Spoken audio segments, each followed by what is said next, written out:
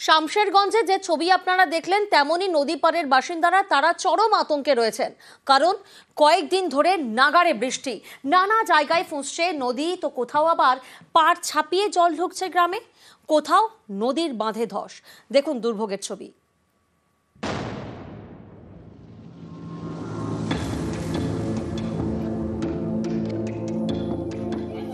কয়েকদিন ধরে দফায় দফায় বৃষ্টি, মালদায় গঙ্গা এবং ফুলাহার নদী ফুঁসছে। রতুয়ার মহানন্দা টোলা এবং বিলাইমারি গ্রাম পঞ্চায়েতের বিস্তীর্ণ এলাকা জলমগ্ন, কোথাও আবার কুমোর সমান জল। বাসিন্দাদের উদ্ধারে নৌকার ব্যবস্থা করেছে প্রশাসন। মানিকচকের ভূতনিতেও একই ছবি। চণ্ডীপুর ও হীরানন্দপুর গ্রাম পঞ্চায়েতের বিস্তীর্ণ এলাকা জলমগ্ন।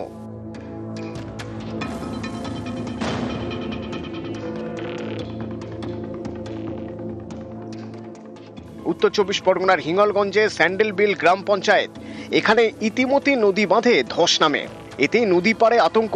স্থানীয়দের দাবি, টানা বৃষ্টির জেরে নদী বাঁধের মাটি আলগা হচ্ছে, আর তার জেরে বিপত্তি। নদীর ধারে এই 3 গাঙের মুখ বসে যাচ্ছে, তা ওরা ওই একটু টেম্পারারি কাজ করে চলে যাচ্ছে। কেন তো ওদের কি কন্ট্রাক্টটা কি করে আছে বলবো, আমার কাজ করে না ঠিকঠাক, একদম কাজ করতেন না। আমার তো বললাম শাল পাল্লা দাও, খাঁচা দাও, কিছু না।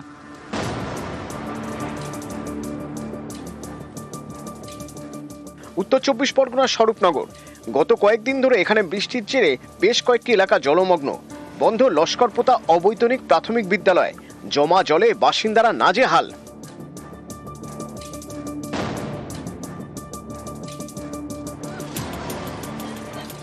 জলপাইগুড়িতে রাতভর বৃষ্টি, ডুয়ার্সে ফুঁসছে একাধিক নদী, পাড় ছাপিয়ে জল ঢুকছে গ্রামে।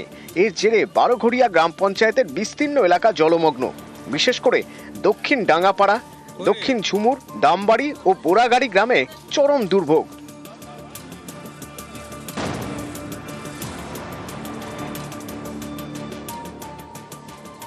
গঙ্গায় স্রোত, খুলে দেওয়া হলো ফরাক্কা ব্যারাজের 109টি গেট। প্লাবিত হওয়ার আশঙ্কা শামশেরগঞ্জ, সুতি এবং ফরাক্কার বিস্তীর্ণ এলাকা।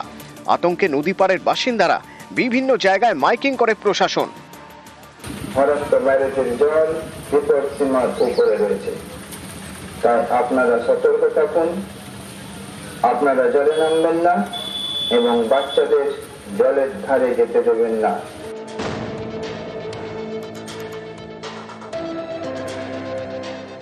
নাগাড়ে বৃষ্টি, জল ছেড়েছে বীরভূমের বৈধরা জলাধার।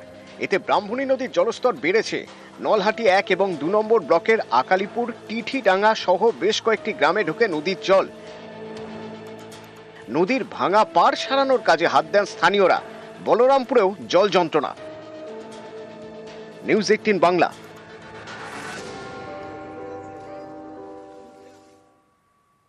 আর এবার দেখাবো মাটি ফেলে কিভাবে নিকাশি নালা ভরাট করা হচ্ছে। আর এর জেরে কি হচ্ছে?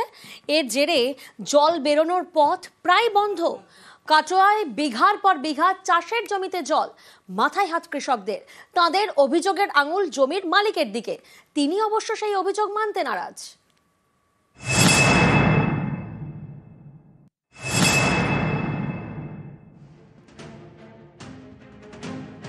এখানে একটা সময় ছিল নিকাশি নালা।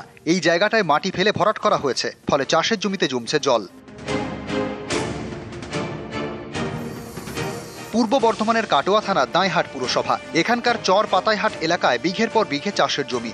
গা ঘেঁষে গিয়েছে নিকাশি নালা। এই নালার পাশে প্রদীপ মণ্ডল এবং দিলীপ মণ্ডলের জমি। অভিযোগ, নিকাশি নালা জল যাতে তাদের জমিতে না ঢোকে, তাই সেখানে মাটি ফেলে উঁচু করেছেন। এতে নিকাশি নালা প্রায় ভরাট হয়ে গিয়েছে। এর জেরে জল বেরোনোর পথ বন্ধ। নালার অন্য পাড়ে চাষের জমি, সেই জমিতে জমছে জল, নষ্ট হচ্ছে ফসল। কৃষকদের মাথায় হাত। তারা পুরপ্রধান এবং মহকুমা শাসকের কাছে নালিশ জানিয়েছেন।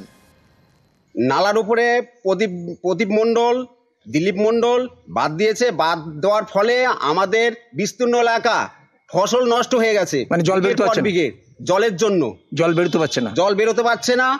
জল নিকাশের উপর বাদ দিয়েছেন, সেই জন্য আমাদের ফসল নষ্ট হয়ে গেছে। যেমন বেগুন, পাট, ভেন্ডি, ঢেঁড়স, শসা, লঙ্কা, ধান 2বার বীজ দিয়েছি, বীজ নষ্ট হয়ে গেছে।